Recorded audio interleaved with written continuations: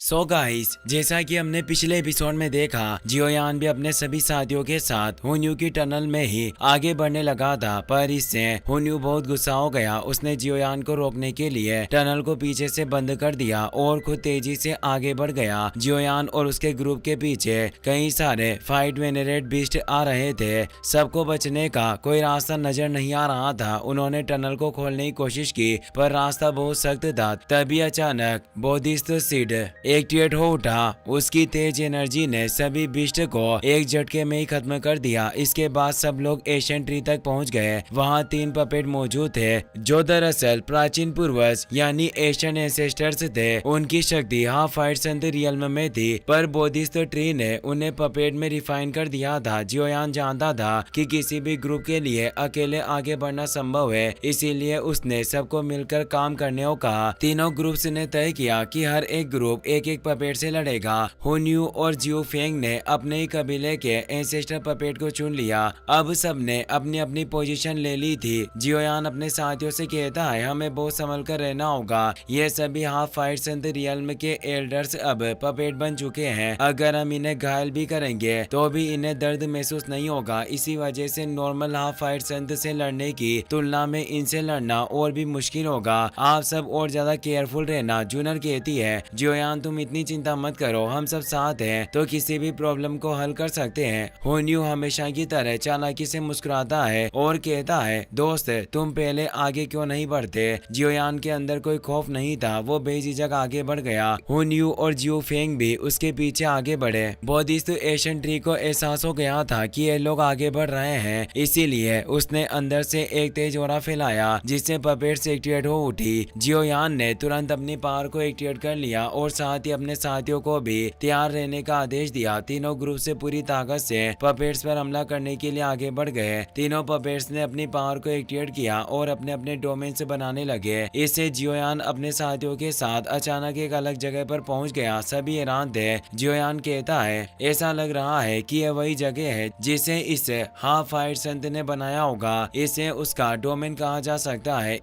इधर हुन कबीले के लोग हॉलो सोल्स के एल्डर पपेट के साथ उसके डार्क डोमेन में फंस गए, लेकिन फिर भी हुन्यू मुस्कुरा रहा था। उसे यकीन था कि वो इस पपेट को आसानी से काबू कर लेगा। जियो फेंग और उसके साथी हेवन डीमन फोनिक्स ट्राइब के डोमेन में फंस गए जो पेंटिंग जैसी कला से बना हुआ था। क्योंकि वो हेवन डीमन फोनिक्स ट्राइब का पूर्वज पपेट इस कला में माहिर था। वहीं तीसरी गोल्डन पपेट ने अपना एक क्रिस्टल बाहर निकाल लिया। जियोयान कहता है, ये डोमेन अपना पपेट खोल चुका है ताकि इससे अपनी शक्ति और बढ़ा सके, यानी यहाँ ये पावरफुल है। सब लोग और केयरफुल रहना। वो हमला करने के लिए आगे बढ़ा, लेकिन उसके अंदर सवाल उठ रहे थे कि इस हाफ फाइट संत पपेट के अंदर कोई जीवन शक्ति नहीं है, इसीलिए इसे कमजोर नहीं किया जा सकता। ये हमेशा फुल पावर से हमला करेगा। पहले मुझे इसकी क्षमताओं को परखने के लिए पहला हमला करना होगा, तभी इसकी कमजोरी पता चलेगी। और उसने तुरंत 3000 बर्निंग फ्लेम ड्रैगन को एक कर लिया। उसने अपनी पूरी ताकत से गोल्डन पपेट पर हमला किया, पर उस गोल्डन पपेट ने अपने क्रिस्टल को एक्टिवेट किया और पूरे ड्रैगन को अपने अंदर समा लिया। यह देखकर जियोयान के होश उड़ गए। अब वो एल्डर अपनी स्टार पावर का इस्तेमाल करता है और कॉन्स्टलेशन के जरिए उस ड्रैगन को अपने गोल्डन ड्रैगन में बदल देता है और उससे जियोयान पर हमला कर देता है। जियोयान पीछे हटना चाहता था पर उस ड्रैगन ने उसे कोई मौका ही नहीं दिया। वो उस पपेट पर झपट पड़ा। यह देखकर सभी जल्दी से पीछे हट गए। जियोयान ने उस ड्रैगन के मुंह को कसकर पकड़ लिया और उसकी रफ्तार को रोक दिया और खत्म कर डाला। लेकिन तभी गोल्डन पपेट एल्डर ने मौका देकर जियोयान को शिकार बनाने के लिए हमला करना शुरू कर दिया। पर जियोयान अकेला नहीं था। जूनर और बाकी सभी साथियों ने एक साथ उस एल्डर पपेट पर हमला करना शुरू कर दिया। चारों तरफ से एंडलेस स्लैश बरसने लगे, तेज धमाके होने लगे और चारों ओर एक्सप्लोजन की भयानक अग्नि फैल गई। कुछ भी दिखाई नहीं दे रहा था। सबको लगा कि उन्होंने उस एल्डर पपेट को खत्म कर दिया है, इसीलिए उन्होंने हमला करना बंद कर दिया। लेकिन जियोयान जानता था हाफ फाइट संत की शक्ति इतनी आसान नहीं हो सकती कि उसे आसानी से हराया जा सके। अचानक तारों का एक कॉन्स्टलेशन बना और वो एल्डर फिर से बाहर आ गया। असल में जब सबने हमला किया था तभी वो आगे से गायब हो गया था। उनके सारे हमले व्यर्थ चले गए। अब वो पपेट एल्डर गुस्से से भर चुका था और उसने अपनी सारी पावर रिकवर कर ली। जियोयान और उसके साथी परेशान हो गए। वो बोला, मैंने कभी उम्मीद नहीं की थी कि हाफ फाइट संत पपेट इतना स्ट्रॉन्ग होगा। तभी जियोयान ने अपनी सोल पावर का इस्तेमाल किया ताकि पपेट की कमजोरी का पता लगा सके। वो हैरान रह गया। उस गोल्डन पपेट का पूरा जिस्म पतले पतले धागों से जुड़ा हुआ था। वो सभी धागे ही उस पपेट को कंट्रोल कर रहे थे। जियोयान समझ गया, ये धागे दरअसल बोधिस्थ एशियन ट्री से आ रहे हैं। वही इन पपेट्स को कठपुतलियों की तरह नचा रहा है। वो सोचने लगा, अगर इन धागों को तोड़ दिया जाए तो ये पपेट कमजोर पड़ जाएगी। तुरंत उसने अपना हेवी ब्लैक रूलर बाहर निकाला और अपने साथियों से बोला, इस पपेट की बॉडी पर कई धागे जुड़े हैं, हम सबको मिलकर इन्हें काटना होगा। सभी उसकी बात समझ गए। जियोयान अब तेजी से आगे बढ़ा, लेकिन तभी वो गोल्डन पपेट एल्डर अपने कॉन्स्टलेशन को चारों तरफ बिखेर कर एक फॉर्मेशन बना लेता है। अब एक साथ कई भयानक हमले होने लगे। जियोयान घबरा गया। ये हमला उसके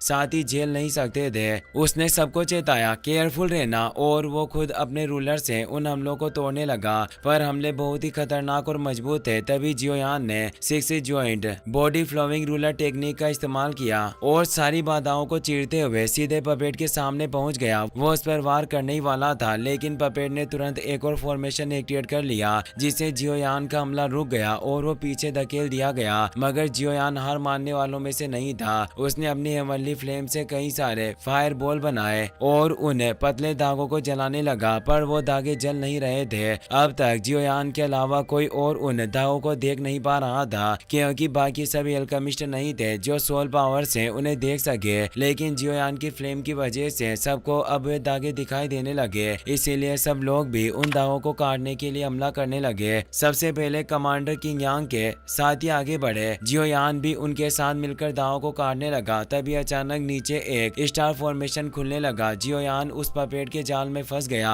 और नीचे खिसता चला गया। पपेट जियोयान को मारना चाहता था। यह देखकर जूनर परेशान हो गई। वो सोचने लगी, मैं अपने प्यार को मरते हुए कैसे देख सकती हूँ। उसने तुरंत एक शार्प नीडल्स से पपेट पर हमला किया। पपेट उस हमले से बच गया, लेकिन जूनर ने एक धागा काट दिया, जिससे एल्डर का संतुलन बिगड़ गया और वो कमजोर पड़ने लगा।